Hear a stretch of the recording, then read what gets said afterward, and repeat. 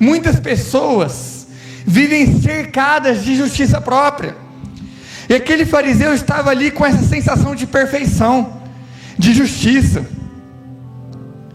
Eclesiastes 7,16 diz: não sejas demasiadamente justo, nem demasiadamente sábio, porque te destruirias a ti mesmo. E Eclesiastes 7,20 diz: na verdade que não há homem justo sobre a terra que faça o bem e nunca peque. Então o texto não está falando para não sermos justos, o texto está falando para não sermos demasiadamente justos. Ser demasiadamente justo é elevar os nossos níveis de justiça a algo que de fato nós não somos. É colocar um padrão que não é verdadeiro nas nossas vidas, um padrão de justiça que de fato nós não vivemos. E isso é ser demasiadamente justo. É por isso que tem pessoas que passam a vida toda tentando se justificar.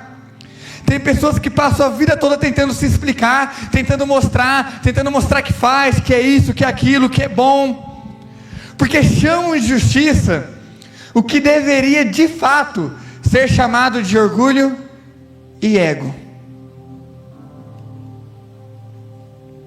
Então muitas pessoas estão chamando de justiça aquilo que na verdade é um orgulho ali escondido, aquilo ali que é um ego escondido.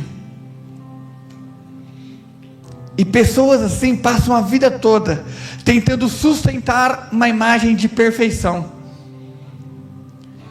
a imagem de quem não peca, tentando se enganar.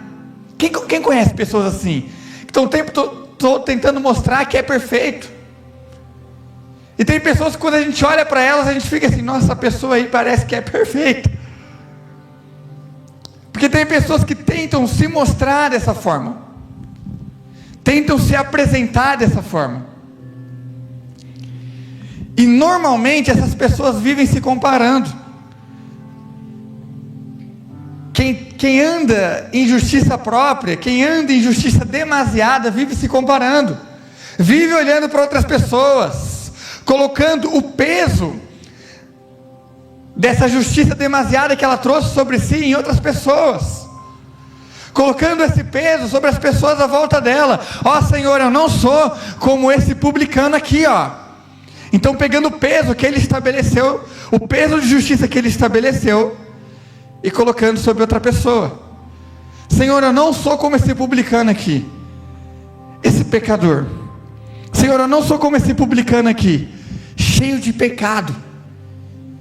Então ele vai se comparando e colocando um peso sobre as pessoas à volta dele. É o que acontece. Então nós precisamos tomar muito cuidado. Nós não podemos nos conformar com o pecado, mas precisamos reconhecer que nós pecamos. Nós precisamos reconhecer que nós somos falhos, que nós temos fraquezas, que não há perfeição em nós, que não há justiça em nós. Hebreus 10:38, mas o justo viverá pela fé. Então o verdadeiro justo é aquele que reconhece que toda justiça que há nele vem de Deus. O justo viverá pela fé. O verdadeiro justo é aquele que entende que ele não é justo, mas ele é justificado pela fé em Jesus. Toda a nossa justiça é pela fé. Na verdade nós somos justificados.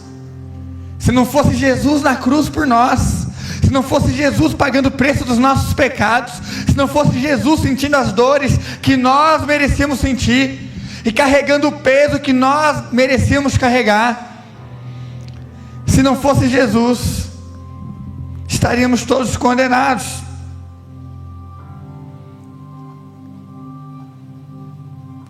Mateus capítulo 5, versículo 6, a Bíblia diz assim: bem-aventurados os que têm fome e sede de justiça,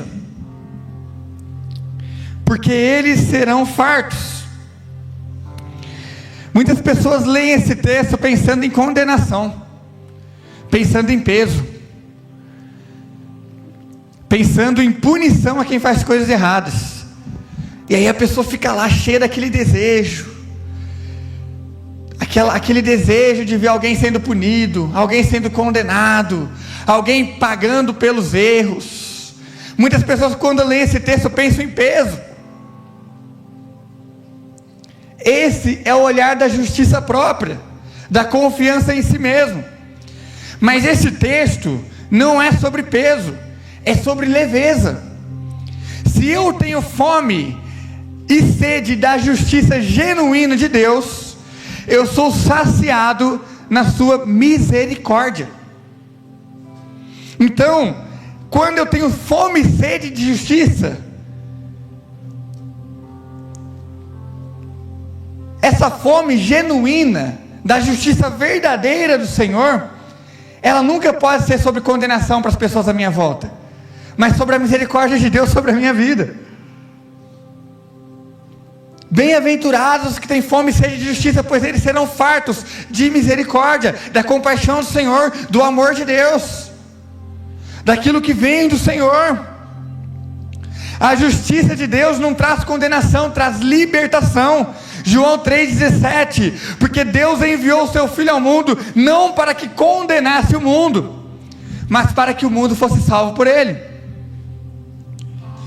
Malaquias 4,2, mas para vocês que reverenciam o meu nome, o sol da justiça se levantará, trazendo cura em suas asas, e vocês sairão e saltarão como bezerros soltos do curral. Então o segredo da justiça de Deus nunca foi condenação, sempre foi misericórdia. Porque o conceito de justiça de Deus é diferente do nosso. Se você ora pela condenação dos que te perseguem, isso é justiça própria. Se você ora para que a misericórdia de Deus alcance os seus inimigos, isso é justiça genuína de Deus.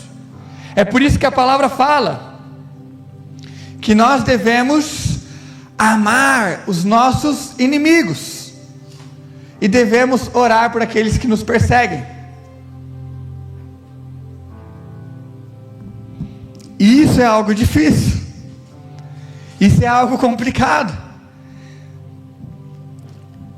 Mas se você quer saber se você está manifestando o amor de Deus por aí, comece a observar se você tem competência para amar os seus inimigos, orar por aqueles que te perseguem.